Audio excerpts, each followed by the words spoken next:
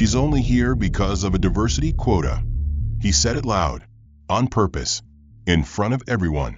Her skin was the only thing they saw when she walked into that boardroom, not her degree, not her credentials, not the billion-dollar project she built with her own hands. And right there, in a room full of white collars and cold stares, the manager laughed as he erased her work, cut her off mid-pitch, and told the client she was just shadowing. No one stopped him. No one even blinked. Because to them, she wasn't a leader. She was a seat filler, a prop, a pretty face to tick a corporate box. But here's the part they didn't know, the part that's going to ruin careers. She wasn't the intern. She wasn't the assistant. She wasn't a diversity hire. And she wasn't there to take notes. She was there to take everything. You think you know how this story ends? Think again. This isn't just a takedown. It's a reckoning. And the twist? It's coming hard, fast, and right between the eyes. Before we go any deeper, smash that like button, hit follow, and tell us in the comments, have you ever been underestimated because of how you look? Because what happens next? You'll want a front row seat. Monday mornings at Ralston and more were always a blur of black suits, silver watches, and overpriced lattes, the kind of corporate symphony where status moved faster than ideas. The 42nd floor hummed with quiet tension as Imani Carter stepped into the office, blending in with the sea of ambition, but fully aware she'd never quite be seen the same way. The open floor layout, minimalist in design, did little to soften the chill of indifference that seemed to follow her since the day she joined as part of the firm's diversity-forward executive track. Dressed in a crisp ivory blouse and slate trousers, Imani walked past rows of mid-level associates who barely lifted their eyes, clutching her leather folio and mentally reviewing her strategy deck for the 9:30 a.m. Ops review. She had worked all weekend tightening those slides, adjusting market projections, rewriting client messaging, making sure everything from font size to financials was airtight. She didn't just want to be ready. She had to be undeniable. From across the glass partition, Alan Blake looked up from his desk with the kind of smirk that usually preceded something dismissive. "Morning, Ebony," he called out, raising his paper coffee cup like a toast. Imani stopped just long enough to answer with professional restraint. "It's Imani." Her tone was polite, measured, but her spine was straight as steel. Alan chuckled like she was joking. Right, Imani. Got it." His voice lingered with mock warmth before shifting to instruction. "Be a gem and grab the meeting printouts from the third-floor copier? Oh, and swing by IT. My webcam's frozen again." Before she could respond, he was already mid-conversation with someone else, laughing louder than the joke deserved. Imani headed toward the elevator, heart steady, but mind racing. She wasn't an intern, wasn't a temp, and certainly wasn't there for clerical support, but Alan had made it his mission to keep her in that space. She had come from Stanford at the top of her class, recruited aggressively by this firm with promises of mentorship, exposure, and leadership access. Yet 2 months in, she'd spent more time formatting documents and coordinating lunch deliveries than contributing to actual client work. Her first major project, the Q3 rollout strategy for a healthcare client, had gone live just last week. Alan had presented it himself, lifting nearly her entire pitch verbatim, down to the closing slide title, Positioning for Resilience. He hadn't even changed the font color. At 9:27 a.m., Imani took her usual seat off to the side of a main table in the conference room, while Alan stood at the head, casually leaning on the podium like he owned the air in the room. The partners filed in, Chun, Granger, Lee. No one greeted her. No one expected her to speak. As Alan launched into the quarterly metrics and outlined the proposed client expansion plan, Imani watched as her insights poured from his mouth, sanitized of her name, stripped of her voice. She resisted the urge to speak up. She had tried that during a previous roundtable, when Alan fumbled a client question, and she gently corrected him. He cut her off mid-sentence with a laugh and a casual, "Let's not get too in the weeds, Irene." That day, everyone laughed, except her. After the meeting, Alan clapped her on the shoulder on the way out. "Nice slides, Irene. Next time, double-space the margins, yeah." She looked him square in the eye. "Imani. My name is Imani. Alan smiled wider, unfazed. Sure thing. Keep hustling. He walked off, already texting. By Wednesday, she was asked to sit in on a senior client call, on mute. The deck she built was presented by a junior consultant Alan favored, a former fraternity brother named Cody who pronounced strategic alignment like it was a new flavor of Red Bull. She watched him stumble over numbers she had stress-tested 3 times. When the client asked a pointed question about regional viability, Cody fumbled. Imani jumped in just once to clarify. Alan muted her. Literally. He clicked her off the call without acknowledgement, then messaged her. Don't undermine team optics. We'll debrief later. Friday came like a gray cloud. The team was preparing for the upcoming offsite in Dallas. Imani asked to join. Alan laughed. You'll get there one day. For now, we'll need someone to coordinate logistics, flights, room blocks, dietary stuff. You're great at that kind of thing. It wasn't a request. It was an expectation. That afternoon, while sorting through badge orders, Imani received an Outlook notification. Presentation, final _ Alan Blake. She opened the attachment. Her entire analysis, graphs, forecasts, even her summary page, was there unchanged. No citation, no mention, just his initials at the footer. She closed the file slowly, exhaled, and stared out the window. Below, the city stretched on, indifferent. She had a choice: accept this role in silence, or begin carving out something larger, sharper, permanent. She clicked open a confidential feedback form on the internal HR portal. She typed slowly, each sentence deliberate, each word precise. When she finished, she hit send, closed her laptop, and looked toward the boardroom doors. The same ones Alan always walked through first. She would walk through them too. The following week began not with a meeting, but with an exclusion. At precisely 8:14 a.m., Monday, Imani sat at her desk reviewing client notes when an invite popped into her inbox. Meeting agenda update internal only. She opened it and instantly noticed her name had been removed from the upcoming strategy session with one of the firm's biggest clients, a fintech conglomerate known for its aggressive expansion model. She had helped build the proposal for their Q4 initiative, crunched the numbers herself, rewritten the positioning statement late into a Sunday night, yet now she wasn't even being asked to observe. Confused, she walked down the hall toward Alan's office, where his door stood slightly ajar. He sat at his desk scrolling through Slack messages, laughing at something Cody had just typed. Hey Alan, I noticed I've been taken off the Braventure pitch prep, Imani said, voice measured. Alan didn't look up. Yeah, that's right, he replied casually. We're trimming the room. Too many voices confused the messaging. But I helped build the entire strategy, she pressed, and I was told I'd be part of the table. This time he did look at her, eyes narrowing slightly with that condescending smile she'd come to expect. Imani, this is high-stakes, client-facing work. We can't afford nervous energy in the room. You're still learning, don't take it personally. Before she could reply, he waved a hand like swatting away dust. Besides, Cody's got a knack for delivery. He connects better with that crowd.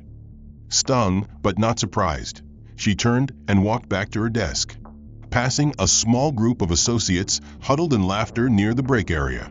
One of them, she couldn't tell who, whispered something and glanced her way. The others followed with the kind of smirks that said they all understood a joke she was never meant to hear. She sat down slowly, pulled up her draft deck, and stared at the cursor blinking at the top of slide 6, Key Levers for Growth. It might as well have been titled Key Ways to be Silenced. By Wednesday, the tension had calcified into routine. Alan had made it a point to praise everyone in the team, but her, always subtly, always publicly. In one instance, he stopped mid-walk through the bullpen to tell Cody, "That thing you said in prep? Brilliant. You've got instincts," even though Imani had written that line during their mock pitch rehearsal. She said nothing. She simply underlined it in her notebook. Instincts is not equal to ownership. Then came Thursday. The strategic leadership meeting, the one Imani had prepped days for, was underway in Conference Room Delta. She had been asked to attend but warned, explicitly by Alan, to keep her input tight. "We don't want to overcomplicate things," he had said, patting her on the shoulder like a coach telling a backup player not to dream too big. She entered the room early, took a spot near the far end, and arranged her notes with a kind of obsessive precision that came from knowing mistakes, even small ones, wouldn't be forgiven. At 9:01, Alan strutted in, flanked by 2 senior partners and 1 junior analyst who seemed utterly lost. As the screen lit up and the presentation began, Alan breezed through the first slides, opening with canned charm and a few curated buzzwords. Then, 2 slides in, he reached her data, market segmentation trends she had broken down with surgical accuracy.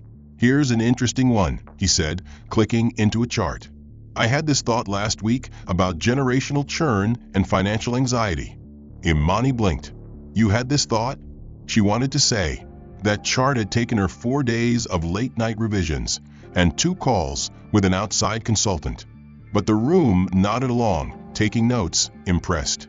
When the moment finally came for open floor comments, she spoke. "One thing we might consider is overlaying that with behavioral data from similar demographics. It could strengthen the predictive model." A pause. A beat. Alan didn't even glance at her. He laughed, turning to the group. "Cute idea, but we've got to keep this tight. Real-time data modeling's a luxury when you've got clients breathing down your neck. Let's stay grounded." A few light chuckles followed. Imani lowered her pen slowly, her throat tightening. Cute. That's what he'd called her contribution. Not insightful. Not smart. Cute. Like a toddler trying to tie her own shoes. After the meeting, she stood alone by the window overlooking the parking deck, pretending to check her phone. Alan passed by, slapping a hand on Cody's back. "Strong performance today, kid. You're ready for more visibility." Cody grinned. "I'm free for that Boston client lunch tomorrow, if needed." Alan nodded. "Might loop you in. We'll skip the rest of the crew. Keep it streamlined." Imani heard it. She wasn't the crew. She wasn't even in the room. She was no stranger to microaggressions, but this was becoming something else. A deliberate effort to fracture her footing, to make her seem unreliable, out of sync. One Monday morning, she arrived early to prep for a client review with Levantech, a legacy healthcare company with notoriously demanding stakeholders. She'd been working on their new market entry projections for 3 weeks and was supposed to walk the room through the risk forecast slides. When she opened her inbox to double-check the deck, there was nothing. No file, no calendar link, no briefing notes. Confused, she checked her messages, her Slack threads, her meeting calendar. Still nothing. Thinking it might have been a tech glitch, she headed to Alan's office and knocked once. He was seated inside with Cody, laughing over something on screen. "Hey, quick question," she said, keeping her tone even. "Do we have a final deck for Levantech? I didn't get the updated version." Alan looked up, frowning like she'd just asked where the bathroom was. "Seriously? It went out last night. Whole team's on it. Don't tell me you didn't check your email." "I checked everything," she replied calmly. "There's nothing in my inbox. Maybe it was left out by mistake." Alan's lips twitched into something resembling concern, but it didn't reach his eyes. "You can't afford to miss things, Imani. This isn't undergrad. You need to be proactive." The words weren't loud, but they were sharp enough to slice the room's air in half. Cody avoided eye contact, pretending to type something on his laptop. "I'll forward it again," Alan said, sighing like he was babysitting. "Just be ready next time." Imani stood there for a breath, then nodded once. "Of course." She walked out without another word. Later that afternoon, while updating internal documentation, she discovered something that made her freeze mid-scroll.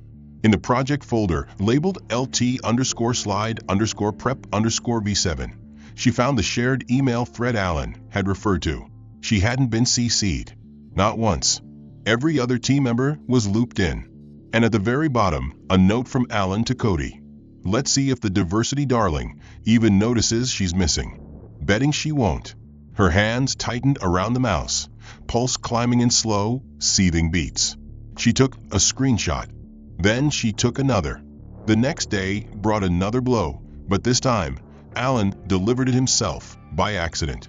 He had started a new Slack channel for the Q1 realignment strategy. It was titled Q1_Core Vision, and she was included in it by default. At 9:47 a.m., her screen pinged with a new message. Alan Blake. We've got to manage her. Looks good on paper, sure, but all style, no substance. Half her slides last week were fluff. She's like a polished prop. Wish we could just plug her in when needed and mute the rest. Imani stared at the message, heart pounding. Below it, 2 other colleagues reacted with laughing emojis. Then came a flurry of silence. Seconds later, Alan deleted the message, but not before she took a screenshot. Again, at 10:04, he messaged her privately. Alan, hey. Just checking in. Accidentally sent something in the wrong thread. Ignore it, meant for another project convo. Hope no offense taken.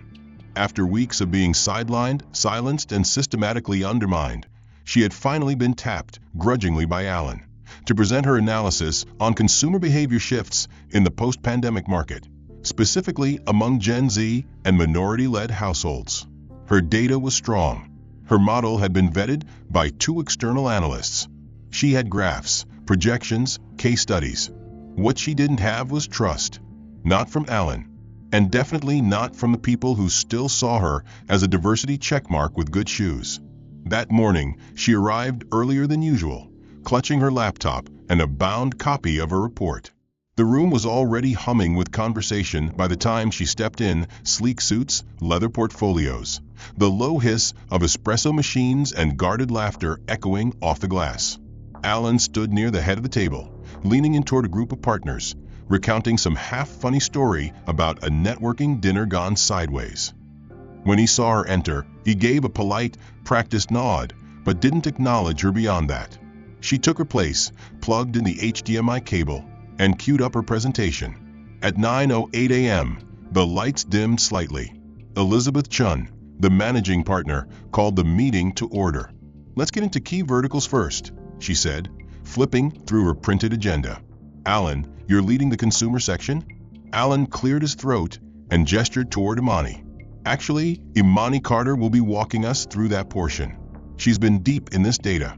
That, of course, sounded like delegation, but it wasn't respect. It was more like setting someone up to prove they could swim before throwing them into the water with weights. Imani stood, calm but focused, and launched into her deck. Her voice was steady, her slides sharp. She highlighted purchasing shifts, compared brand affinity across age groups, and linked those shifts directly to changes in financial access, cultural alignment, and digital behaviors. The room was quiet, focused. For the first time, they were really listening. Until slide 12. She had just begun explaining the projected revenue uptick in minority-led consumer groups when Alan leaned forward, raised a hand, and cut her off mid-sentence. Okay, hold on, he said, voice louder than necessary.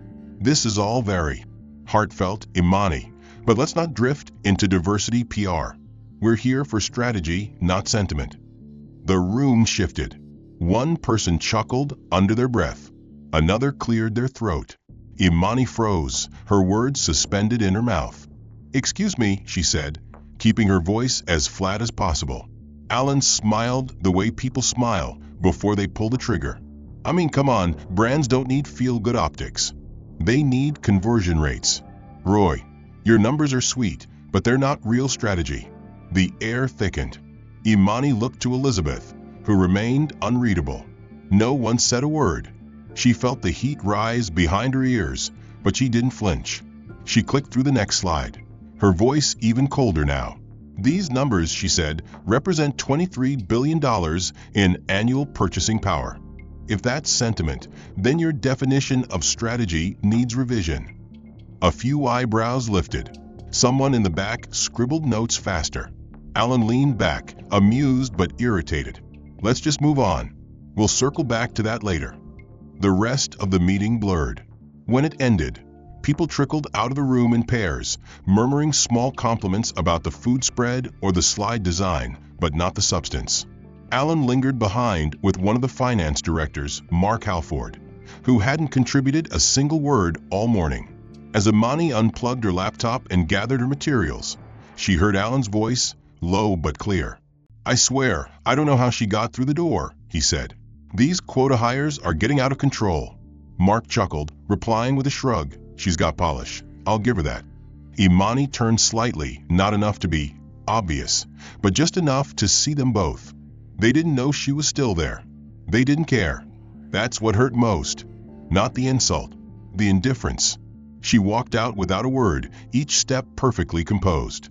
In the elevator, she stared straight ahead, clutching the edge of her report like a weapon she hadn't yet used. She didn't cry. She didn't shake. But by the time she reached her floor, she had already restructured the next entry in her documentation log. She labeled it October 18th Exec Review, Public Undermining plus Private Disparagement. She added timestamps. She added quotes. She added the names of everyone in the room who said nothing. She scheduled a formal HR meeting, attached her documentation log, and requested it be reviewed as part of a workplace ethics inquiry. 2 days later, she found herself sitting in a beige room with no windows, across from a woman named Patricia Weller, whose laminated badge and corporate smile gave away her allegiance before she even opened her mouth. Patricia flipped through the printed report with a well-practiced frown, nodding in all the right places, occasionally jotting something down on a yellow legal pad. "Thank you for being so thorough, MS.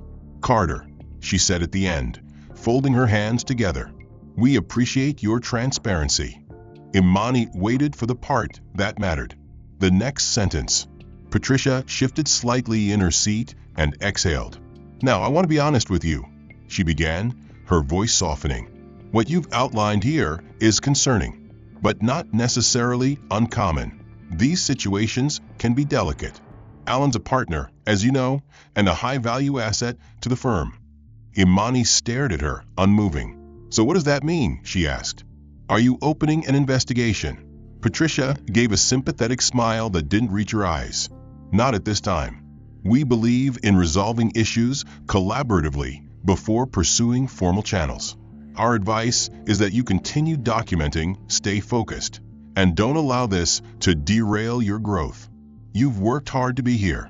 Don't let this distract you from the long-term goal." Imani blinked. "So you're telling me to wait it out and hope for better treatment down the road?" Patricia hesitated, then leaned forward slightly. "I'm saying this is a marathon, not a sprint. And sometimes the best strategy is endurance." When the meeting ended, Imani walked out of the HR wing with her jaw tight and her eyes dry. She had expected bureaucracy, but not complicity. She didn't know what was worse, that they didn't believe her, or that they did and simply didn't care. Back at her desk, the chatter around her was loud, carefree. Cody and another junior associate were joking about the upcoming leadership offsite in Chicago, a high-potential retreat that only select staff were invited to attend. Imani had never been told about it. She wasn't on the invite list, and yet she had done more cross-departmental work than anyone else on their team. Later that afternoon, she passed the corner glass office just as Alan stood inside laughing with 2 senior colleagues. The door was slightly ajar. He was mid-sentence, arms crossed, his voice unfiltered. "I've got my eye on Cody for the director in training track," he said. "Kid gets it. Speaks the language. Doesn't make everything a damn statement." One of the men chuckled. "You think he's ready?" Alan shrugged. "More than some people. Let's just say I'm not putting my chips on performative hires with fragile egos and activist resumes." The words hit her like a body blow, not because they were unexpected, but because he didn't even try to whisper them. Imani stepped back before they saw her and walked away slowly, each footfall more deliberate than the last. The next morning, Alan sent out a team-wide message announcing that Cody would be presenting at the Executive Roundtable in Chicago on behalf of the Consumer Insight team. Imani wasn't mentioned, though half of the content being presented was pulled directly from her case analysis. No footnote, no credit, no seat at the table. She stared at the email, then closed her laptop and stood. If they wanted to act like she didn't exist, fine. She would act like they didn't matter, until the moment they did. That night, back at her apartment, she poured a glass of water, sat at her desk, and reopened the recording. Alan's voice came through crisp and clear, the same smug tone he always used when he thought he was untouchable. She trimmed the audio, removed any unrelated dialogue, and saved the clip to a secure drive under a new folder labeled Strategic Leverage. Then, she began drafting an anonymous tip to the board's ethics committee, not through the public channel, but through a backdoor email given to her months ago by a former mentor who had quietly left the firm after a suspicious retirement. The next morning, the atmosphere at the office felt different. Not openly, not immediately, but there was a tension in the air, a static pull beneath the surface. Alan arrived later than usual. His usual laugh was quieter, his smile forced. Imani said nothing, but watched everything. She moved through her tasks with practiced calm, fully aware that something had shifted, even if no one had said it aloud. And by the end of the day, that shift became visible. At precisely 5:42 p.m., as the floor emptied out and the sound of heels and elevator dings faded into the hallway, a voice called softly behind her. Imani. She turned to see a tall man in his late 60s, dressed in a simple gray sport coat, standing just outside the glass wall near the boardroom. His name was Vincent Hale, former senior partner, retired just a year ago, or so the story went. She didn't know him well, just that he used to lead the ethics committee before abruptly announcing his departure. "Do you have a moment?" he asked. His voice was low, serious, kind. She nodded, curious. They stepped into the vacant conference room and sat on opposite ends of the long table. He folded his hands, paused, then leaned in. "You're not crazy," he said simply. "I know what Alan's been doing. He did it before. To others. Not as blatant, but always just enough to grind them down, isolate them, push them out. The firm protects him because he brings in accounts. But that's not the same as integrity." Imani blinked, momentarily speechless. "You tried to stop him?" she asked. Vincent nodded slowly. "I spoke up. Quietly. Tried to implement a framework for diversity accountability, real oversight. Alan buried it. Then I was asked to step aside, under the guise of restructuring. No press. No noise. Just a very quiet exit." He pulled out a folded paper from his inside jacket pocket and slid it across the table. "This is a copy of the internal proposal I wrote. It never went anywhere. I kept a copy. You should have it." She opened the document and scanned the headers. It was more than a report. It was a map of everything the firm claimed to care about, yet had quietly erased. "Why now?" she asked. "Because I heard your name. I heard what he said in that meeting. Someone sent me a clip. You weren't the first, but you're the first who might actually finish what the rest of us couldn't." And then he stood, buttoned his jacket, and left. The next day, she received something even more unexpected. As she walked past the storage corridor near the print room, the head janitor, Mr. Lou, an older black man with a kind smile who'd worked at the firm longer than most partners, flagged her down discreetly. "Miss Carter," he said, voice barely above a whisper. "I ain't the office type, but I see things. I hear things." She tilted her head slightly, unsure where he was going. "Someone dropped this," he continued, pulling a small black USB from his pocket. "Found it near the shred bin last month. Was gonna toss it. Then I saw the label, DI_internal archive_DNR. Figured it might mean something to someone." Her heart skipped. "Did you open it?" she asked. He shook his head. "Didn't need to. I got grandkids, not lawyers. But I figured you'd know what to do with it." She took it gently, nodded her thanks, and slipped it into her blazer. That night, in her apartment with every curtain drawn and her phone set to airplane mode, Imani inserted the drive. The files were old, several going back 2 years. Dozens of internal emails, flagged reports, terminated DI initiatives. A full outline of a program designed to build inclusion metrics, shut down abruptly by Alan's department, citing budget conflicts. And in one damning folder, scanned PDF pages of a shredded HR report showing complaints from at least 3 former staffers, all identifying similar patterns of Alan's behavior. The kicker? The timestamp showed the documents had been flagged for deletion by Alan himself, just 5 days before her first week at the firm. He had scrubbed the history and thought no one would ever see it again. Now, she was simply waiting for the right room, the right moment, the right door to open. And that door arrived at 8 a.m. Friday morning, When a company-wide email hit every inbox simultaneously, subject line in all caps, quarterly leadership assembly mandatory attendance. The body of the message was brief and sterile, announcing an all-hands meeting to introduce new strategic leadership and share organizational changes that would define the next chapter of the firm. Imani read the words twice, her breath shallow but steady. She didn't need anyone to tell her this was it. The auditorium buzzed with speculation as employees filled the seats row by row. Executives whispered behind clipboards. Associates sat upright, unsure if they were being evaluated. Alan, standing off to the side of the front row with his arms crossed and chin lifted, wore a grin as polished as his watch. He turned to Cody and muttered just loud enough for those around him to hear, "Bet you a Talford." Or maybe Davies from M&A. No way they'd hand it to someone from brand strategy. Not unless they've gone completely insane. Cody laughed nervously. "You think they'd shake things up that much?" Alan scoffed. "Please. They need stability, not symbolism." At exactly 9:02 a.m., the lights dimmed. A single spotlight illuminated the stage as Elizabeth Chun, the firm's managing partner, stepped forward with a clipboard in hand. Her face was unreadable, voice calm but firm. "Thank you all for being here today. We're entering a pivotal season for our company, one that demands leadership capable of transforming vision into action. This is about more than performance.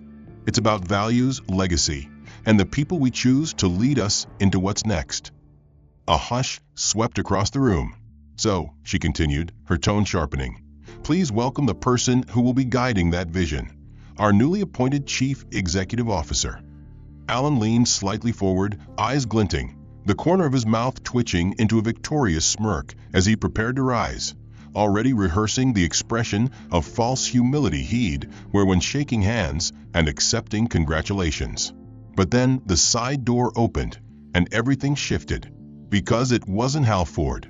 It wasn't Davies. It wasn't anyone Alan recognized from his short list of acceptable successors. It was Imani Carter. She stepped onto the stage in a slate gray suit, posture upright, eyes forward, face calm. The silence in the room became a vacuum, sucking the air from every conversation, every assumption, every pre-written narrative. Alan's jaw parted slightly. Cody blinked twice, his head snapping toward Alan as if seeking instruction. The smirk was gone. Elizabeth turned toward Imani and smiled, not the polite, perfunctory kind, but something deeper. "Ladies and gentlemen," she said, her voice steady, "please meet your new CEO." A moment passed, then another, and then applause, slow at first, uncertain, as though the room needed permission to react. But then louder, real, powerful, because beneath the disbelief, the weight of the truth began to land. Imani stepped to the podium, her hands relaxed on either side. "Thank you," she said simply, her voice carrying across the stunned room. "Many of you know me. Some of you only think you do." She let that hang in the air before continuing. "For the past few months, I've observed this company from a position that gave me clarity on its people, its processes, and most importantly, its integrity." She didn't name names. She didn't have to.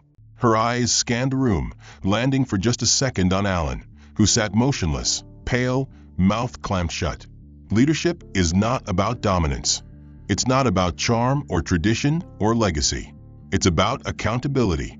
It's about elevating voices that have been ignored, questioning systems that have gone unchecked, and standing in rooms that were never built for you, and choosing not to leave.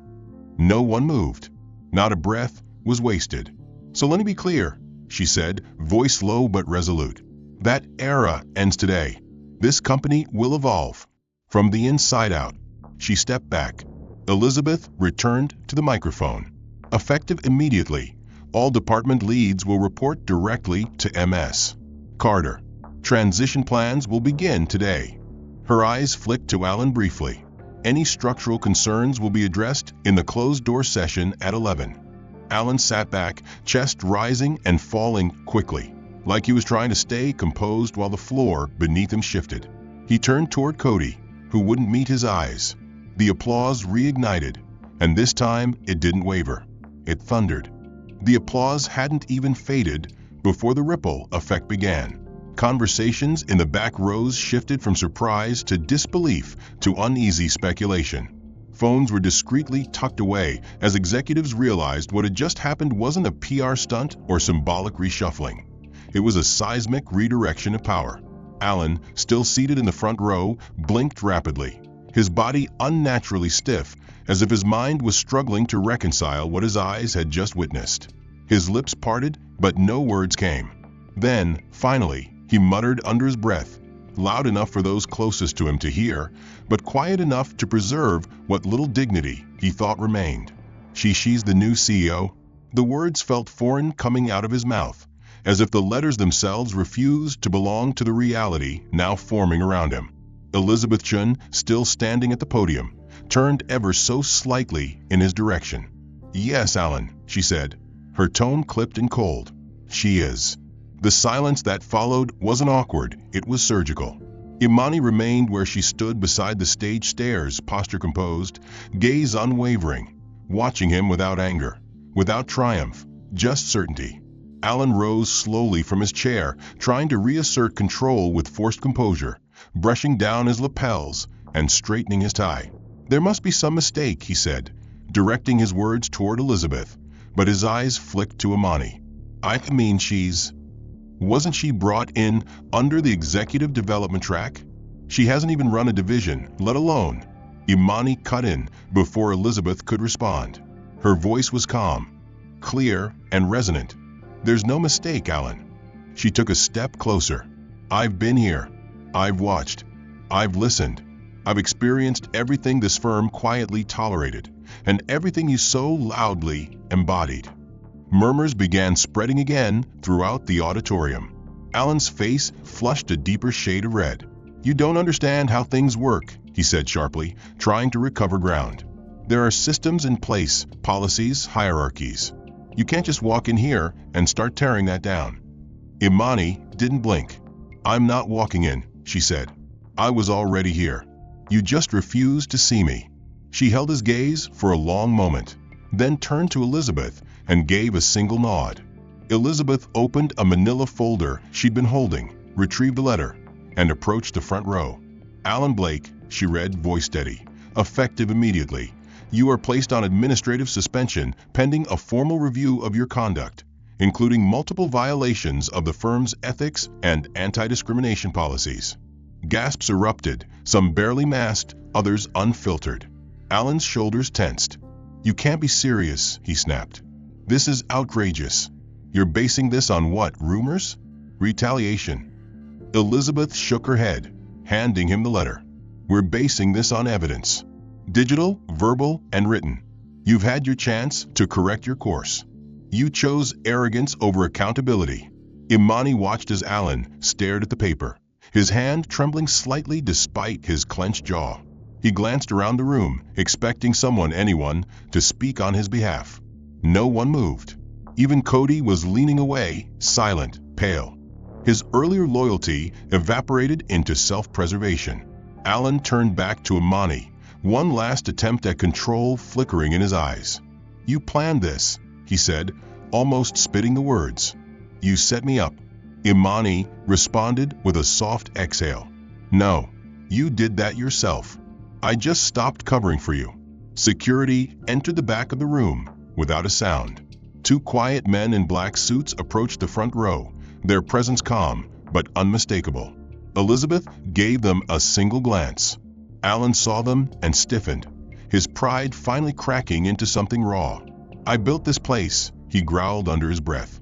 "You think they'll follow her?" Elizabeth replied without hesitation. "They already are."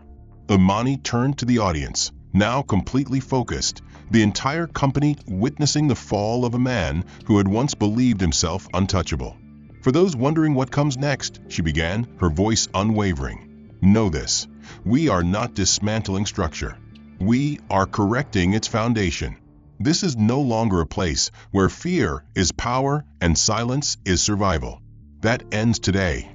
By Monday morning, Alan Blake's name had vanished from the company's internal portal. His profile page, once filled with accolades, keynote appearances, and decades-old press quotes, was scrubbed clean, leaving behind only a 404 error and a faint ghost of what had once been considered untouchable authority. The official announcement came at 8:06 a.m.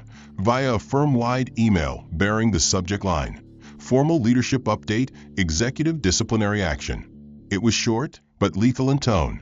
After an extensive internal review and substantiated findings, we confirmed the immediate termination of Alan Blake for repeated violations of our ethics code, including multiple instances of discriminatory conduct, workplace harassment, and obstruction of internal equity protocols.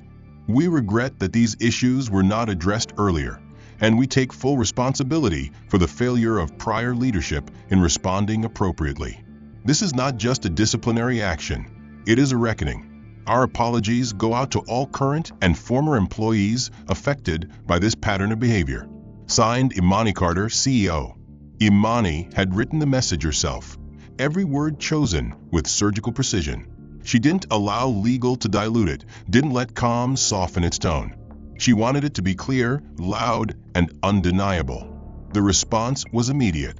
Some employees read it in stunned silence. Others nodded quietly. Some even applauded in private Slack channels, now repurposed into cautious hubs of cautious celebration. But no one dared dispute it, not with the evidence she had exposed. Down in HR, Patricia Weller, the once dismissive compliance officer, was tasked with delivering the final folder to Alan's apartment. It arrived by courier, wrapped in a navy binder labeled simply, "Ethics and Termination Record Confidential." Inside were over 30 pages, witness statements, email threads, meeting transcripts, and 5 official complaints that had once been archived for lack of evidence. Each document now bore a red stamp that read, "Reopen PER Executive Order." Attached to the back cover was a single sticky note from Imani herself. Truth doesn't vanish. It waits. For Alan, who had once strutted through those office halls with unchecked swagger, the silence of being cut off was louder than any reprimand. No farewell party, no exit interview, no golden parachute, just a notification from the firm's legal division that his severance had been revoked pending the outcome of external arbitration. His keycard access had already been revoked, and his company devices remotely wiped. He sat in his high-rise condo, blinds drawn, suit still crumpled from the day of the meeting, staring at a laptop that now led nowhere. Worse still, the story didn't end inside the firm. A leaked version of the internal email had already made its way to an industry blog, followed by a cascade of whispers that reached trade publications and investor forums within hours. One post on LinkedIn went viral, an open letter written by a former employee who had once reported Alan years prior, only to be let go shortly after. The letter read, "He told me I was too ambitious for someone like me. I believed him. I don't anymore." Investors took notice. So did clients. Imani fielded 24 calls that week, some from nervous partners asking about damage control, others from CEOs offering private congratulations. She answered all of them with the same tone, honest, firm, unapologetic. If accountability scares them, they were never the right partners to begin with, she said in one reply that quickly became a screenshot circulating among mid-level managers. The ripple effect extended further. Other employees, now emboldened, began coming forward.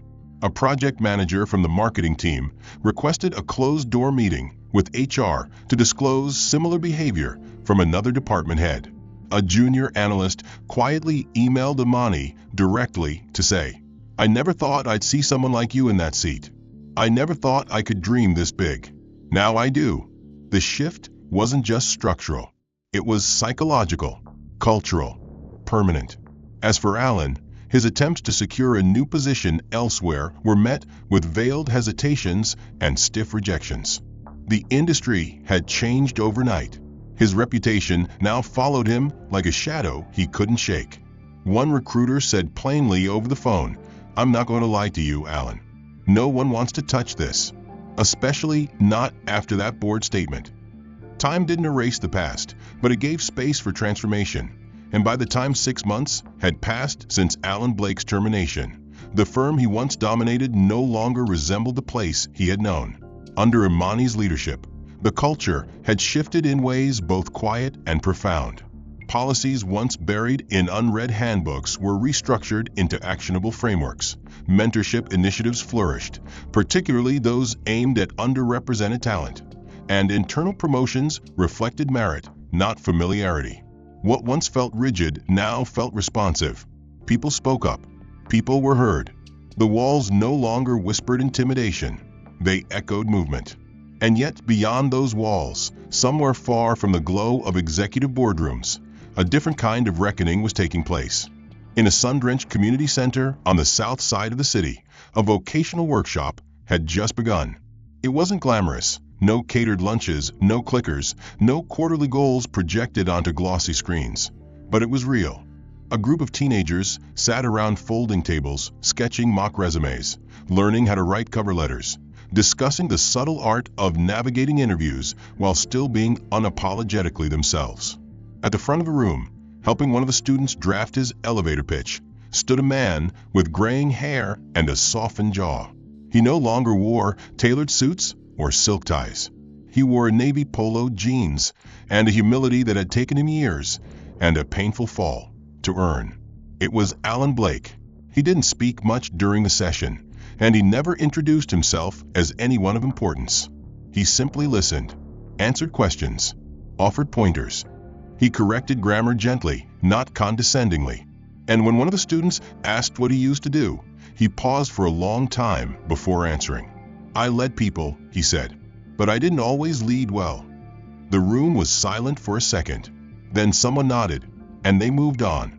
Later that afternoon, as the session ended and the students filed out, a quiet presence entered the back of the room. Imani stood near the doorway, arms crossed, watching for a moment before stepping forward. Their eyes met, no heat, no resentment, just the recognition of two people who had shared the same battlefield from opposite ends. Alan approached, his steps slower now, grounded. "I heard you were involved with the center's sponsorship," he said. "Didn't expect to see you here in person." Imani raised an eyebrow. "Didn't expect to see you teaching resume skills." He gave a small smile, tired, genuine. "It's not much, but it's something. A start." She didn't reply immediately. Instead, she looked at the whiteboard where someone had written the words "Own Your Story" in big blue letters. Alan followed her gaze. Then, softly, he said, "Thank you for forcing me to face what I never wanted to see. I don't know if I'll ever deserve forgiveness, but I'm not running anymore." Imani nodded once. "That's not for me to decide. But change doesn't start with deserving. It starts with choosing."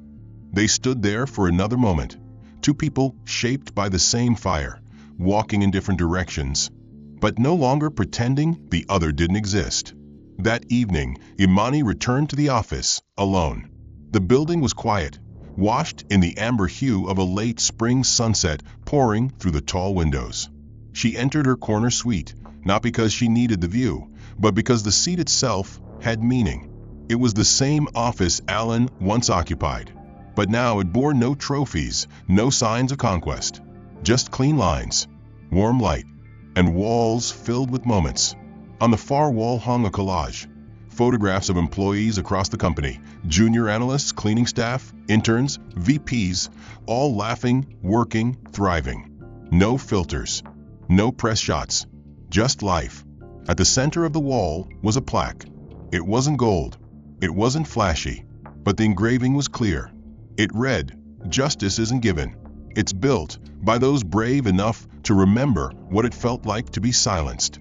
Imani sat at her desk, scrolling through a new mentorship roster. Each name on the list reminded her of a version of herself, overlooked, underestimated, waiting to be seen. She clicked approve on 5 entries, then leaned back, eyes drifting to the city skyline beyond the glass. Somewhere out there, a girl like her was wondering if she could belong in a room like this. Imani smiled. She already did. And soon, she would walk in not asking for a seat. She'd be building the table herself. The end. If this story moved you, don't forget to like the video and subscribe so you never miss the next chapter. We'd love to hear your thoughts. What part hit you the hardest? What would you have done if you were on that flight? And where in the world are you watching from right now? Drop a comment below and be part of the conversation.